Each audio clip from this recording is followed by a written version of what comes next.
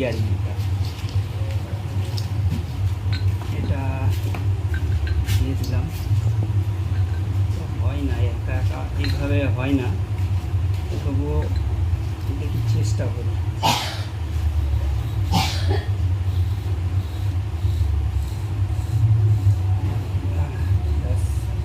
চলে গেছে। তো এবার এর সিঙ্ক্রোনাইজারটা লাগবে। সিঙ্ক্রোনাইজারটা এইখানটা আছে,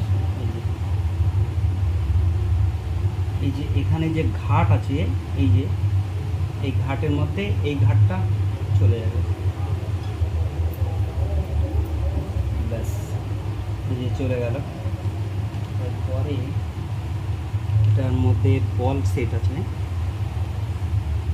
আছে, আর এই যে সরু দিক আর মোটা দিক আছে, এই সরু দিকটা থাকবে এই সাইডটায়।